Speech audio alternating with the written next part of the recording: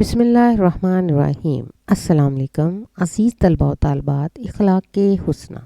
سید سلیمان ندوی، علامہ سید سلیمان ندوی نومبر 1884 موزادینہ ضلع عظیم آباد میں پیدا ہوئے۔ ان کے والد ماجد کا نام ابو الحسن تھا۔ حصول تعلیم کے لیے دارالعلوم ندوۃ العلماء میں چلے گئے۔ اسی زمانے میں علامہ شبلی نعمانی نے مولانا ندوی صاحب کو اپنے حلقہ تلمس میں شامل کر لی۔ یہاں سے فارغ التحصیل ہونے کے بعد اسی ادارے سے وابستہ ہو گئے۔ سید صاحب نے کچھ عرصہ دارالعلوم میں تدریسی خدمات انجام دی، جبکہ کچھ عرصہ تک الہلال میں مولانا ابوالکلام آزاد کے ساتھ کام کیا۔ اس کے بعد وہ دکن کالج پونا میں 2 سال تک فارسی کے اسسٹنٹ پروفیسر رہے۔ 1941 میں جب علامہ شبلی نعمانی کا انتقال ہوا تو سید صاحب دکن کالج پونا میں لیکچرار تھے۔ علامہ صاحب نے ان کو وصیت کی تھی کہ سب کام چھوڑ کر سیرت النبی خاتم النبیین صلی اللہ علیہ وسلم کی تکمیل اور اشاعت کا فرض ادا کریں۔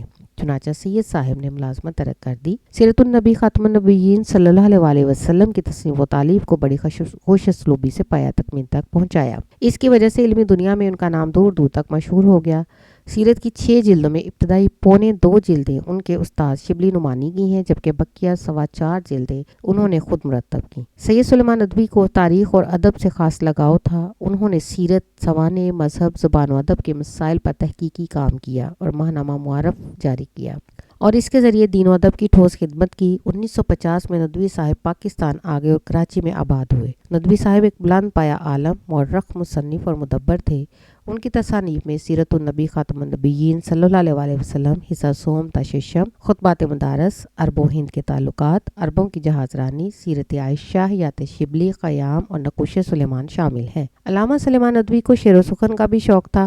ان کا شعری مجموعہ رمضان سلیمان کے عنوان سے شائع ہوا۔ ان کی خدمات کے اعتراف میں حکومت پاکستان نے ان کو نشان سپاس سے نوازا۔ نومبر 1953 میں مولانا دارالفانی سے کوچ کر گئے اور مالک حقیقی سے جا ملے۔ مولانا کے آخری آرامگاہ اسلامیہ کالج کراچی کے قرب میں واقع ہے۔ اس سبق کو پڑھنے کے بعد جن تدریسی مقاصد کو آپ حاصل کر پائیں گے، ان میں آپ دیکھیں مختلف سمعی ذرائع سے کہانی، نظم، واقعہ، تقریر، اعلان، خطبہ، گفتگو، خبر، ڈرامہ، ہدایت اور فیچر وغیرہ سن کر عمدہ سامع کے طور پر تیز رفتار سماعت کا مظاہرہ کر سکیں گے۔ ذرائع ابلاغ سے خبروں، ڈراموں اور فیچروں میں اٹھائے گئے اخلاقی، معاشی، معاشرتی، ثقافتی نکات وغیرہ سن کر اہم نکات مع تبصرہ تشریح بیان کر سکیں گے۔ اخلاقی، معاشی، معاشرتی اور ثقافتی امور وغیرہ سے متعلق اپنی گفتگو میں موضوع، الفاظ و ترقی پر مشتمل روزمرہ با محاورہ زبان استعمال کر سکیں گے۔ لائبریری کی درجہ بندی اور فہرست کی ترتیب کو سمجھتے ہوئے اس کو استعمال کر سکیں گے۔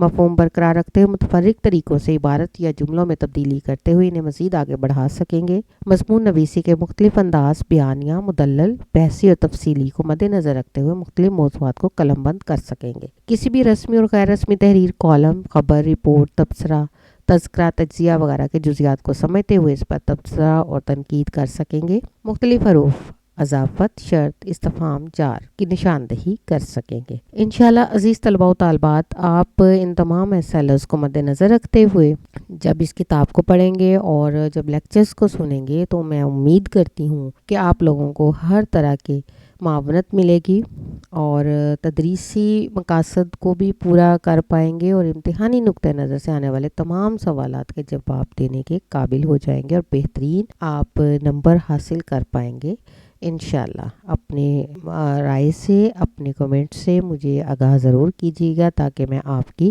مزید معاونت کر سکوں۔ شکریہ۔